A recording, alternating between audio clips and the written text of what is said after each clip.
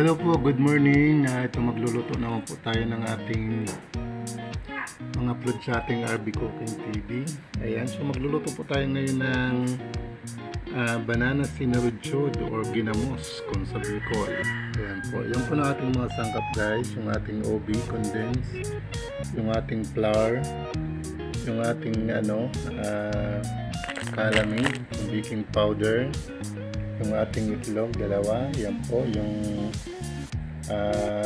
cooking oil, at ito po yung ating banana. Yan po, lakatan po siya guys, hindi po siya latundan at hindi po saba. Ayan po, lakatan po ang tawag dito sa Bicol. Ayan po. So guys, mag-uumpisa na po tayo mag-mix ng ating mga ingredients. So una, babalatan natin yung saging natin. Ayan po. So ito na po guys, nalurog na po natin yung nabalatan na po yung saging na rakadag po. Ayan, so dodorogin na po natin siya guys. Okay. So ito na po guys yung ating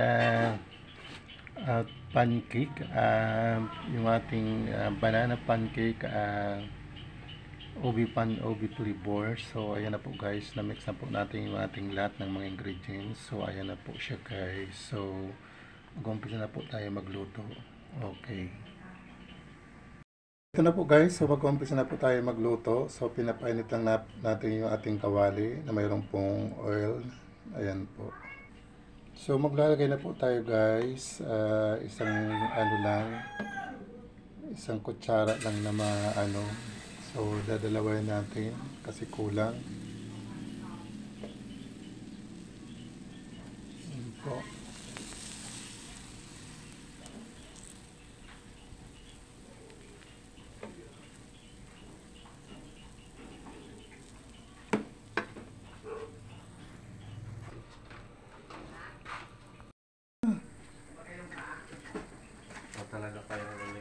So ayun na po guys siya, parang tinapay yung kinalabasan. So ready to baliktad na po siya guys. Okay. Okay guys, ito na po yung ating finished product, yung ating banana OB flavor, yung ating hot cake. Ayan na po.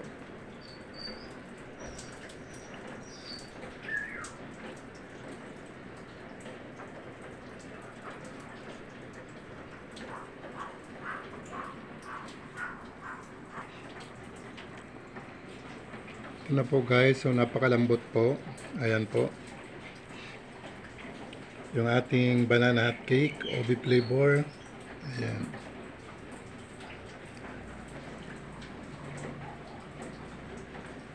Okay guys, sundan nyo lang po ang aking description kung sakali kayo po ay magluluto nito. Maglalagay po tayo ng mga lista ng ating ingredients sa ating description box. Ayun na po guys. So, thank you sa mga magluluto at sa mga views sa ating mga subscriber, viewers. See you my next vlog. Bye bye. Thank you.